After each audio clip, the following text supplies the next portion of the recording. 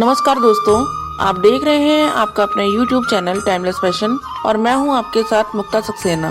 दोस्तों, आज मैं बताऊंगी कि वर्ष 2020 में दिसंबर माह में पड़ने वाली पहली एकादशी के बारे में, जो कि कृष्ण पक्ष में पड़ेगी और जिसका नाम है उत्पन्ना एकादशी। हिंदू पंचांग के अनुसार मार्गशीर्ष कृष्ण पक्ष की एकादशी को उत्पन्ना एकादशी के नाम से जाना जाता है। इस वर्ष यह एकादशी 10 दिसंबर को है। मान्यता है कि उत्पन्ना एकादशी के दिन एकादशी माता का जन्म हुआ था और इसी के चलते इस दिन को उत्पन्ना एकादशी कहा जाता है।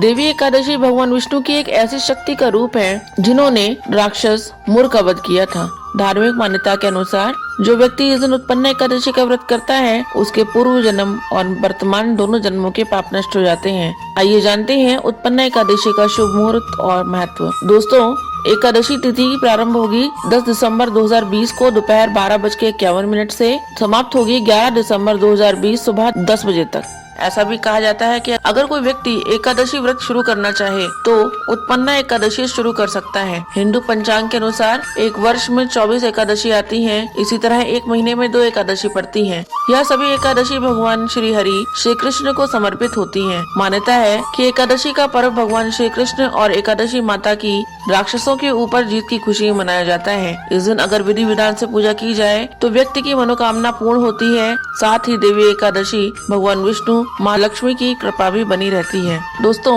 उत्पन्ना एकादशी कथा इस प्रकार है। सूत जी कहने लगे, हे ऋषियों, इस व्रत का वृत्तांत और उत्पत्ति प्राचीन काल में भगवान कृष्ण ने अपने परम भक्त युधिष्ठिर से कही थी। वही मैं तुमसे कहता हूँ। एक समय युधिष्ठिर ने भगवान से पूछा था कि एकादशी व्रत किस विधि से किया जाता है और उसका क्या फल प्राप्त होता है और इसकी क्या कथा है, कृपा करके मुझसे कहिए। यह सुनकर श्री कृष्ण कहने लगे, हे युधिष्ठिर, मैं तुमसे एकादशी की व्रत के महत्व को कहता हूँ, सुनो। सर्वप्रथम हेमंत ऋतु में मार्गशीर्ष कृष्ण एकादशी के नाम से इस व्रत को प्रारंभ किया जाता है। जो मनुष्य विधि अनुसार एकादशी का व्रत करते हैं उन्हें शंखोद्धार तीर्थ में स्नान करके भगवान के दर्शन से जो फल प्राप्त होता है वह इस एकादशी के 16वें भाग के समान भी नहीं है। व्यतिपात के दिन दान देने का लाख गुना फल होता है। तब युधिष्ठिर कहने लगे, हे भगवान, आपने हजारों यज्ञ और लाख गोदान को भी एकादशी व्रत के बराबर नहीं बताया, सो यह तिथि अन्य तिथियों से उत्तम कैसे हुई? भगवान कहने लगे, हे युधिष्ठिर, सतयुग में मुर नाम का दैत्य उत्पन्न हुआ। वह बड़ा बलवान और भयानक था। उस प्रचंड दैत्य ने इंद्र, आदित्य, वसु, वायु, अग्नि आदि सभी देवताओं को पराजित करके भगा दिया।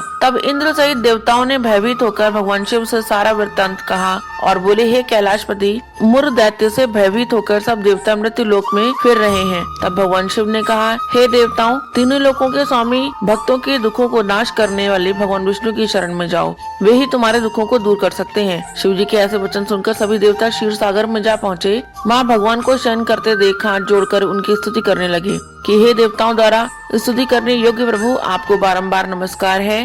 देवताओं की रक्षा करने वाले मधुसूदन, आपको बारंबार नमस्कार है। आप हमारी रक्षा करें, हम सब आपकी शरण में आए हैं। आप इस संसार के कर्ता, माता पिता, उत्पत्ति और पालन करता तथा संहार करने वाले हैं। सबको शांति प्रदान करने वाले हैं। आकाश और पाताल भी आप ही हैं। आपके पितामह ब्रह्म, सूर्य, चंद्र, अग्नि, सामग्री, होम, आहुति, मंत्र, तंत्र, जप, यजमान, यज्ञ, कर्म, कर्ता, भोक्ता भी आप ही हैं। आप सर्वव्यापक हैं। आपके सिवा तीनों लोकों में चर तथा अचर कुछ भी नहीं है। हे भगवान, दैत्यों ने हमको जीतकर स्वर्ग से भ्रष्ट कर दिया है और हम सब देवता इधर उधर भागे भागे फिर रहे हैं। आप उन देवताओं से हम सबकी रक्षा करें। इंद्र के ऐसे वचन सुनकर भगवान विष्णु कहने लगे कि हे इंद्र, ऐसा मायावी दैत्य कौन है जिसने सब देवताओं को जीत लिया है? उसका नाम क्या है? उसमें कितना बल है और वह किसके आश्रय में है तथा उसका स्थान कहाँ है? यह सब मुझसे कहो। भगवान के ऐसे वचन सुनकर इंद्र बोले, भगवान, प्राचीन समय में एक नाड़ी जंग नामक राक्षस था। उसके महापराक्रमी और लोक विख्यात मुर नाम का एक पुत्र हुआ।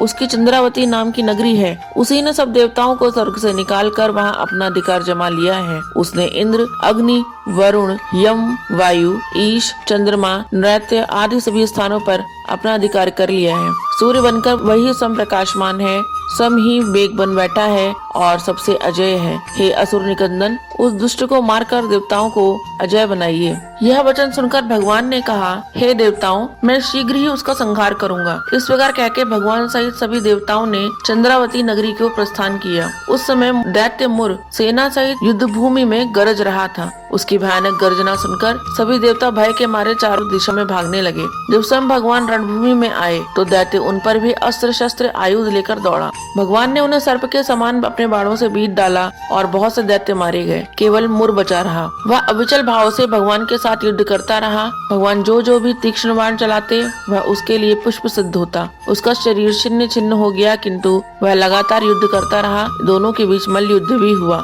10,000 वर्ष तक उनका युद्ध चलता रहा। थककर भगवान बद्रिकाश्रम चले गए। वहाँ हेमवती नामक सुंदर गुफा थी। उसमें विश्राम करने के लिए भगवान उसके अंदर प्रवेश कर गए। वह गुफा 12 योजन लंबी थी और उसका एक ही द्वार था। विष्णु भगवान वहाँ योग निद्रा की गोद में सो गए। मुर भी पीछे पीछे आया और भगवान को सोया देखकर मारने को उद्यत हुआ। तभी भगवान के शरीर से उज्जवल कांतिमय रूप वाली देवी प्रकट हुई। देवी ने राक्षस मुर को ललकारा, युद्ध किया और उसे तत्काल मौत के घाट उतार दिया। श्री हरि जब योग निद्रा की गोद से उठे तो सब बातों को जानकर उस देवी से कहा, आपका जन्म एकादशी के दिन हुआ है, अतः आप उत्पन्ना एकादशी के नाम से पूजित होंगी। आपके भक्त वही होंगे जो मेरे भक्त हैं। दोस्तों, इस प्रकार उत्पन्ना एकादशी की कथा समाप्त होती है। यदि ये वीडियो आपको पसंद आए तो इस वीडियो को लाइक एवं शेयर अवश्य कीजिएगा। धन्यवाद।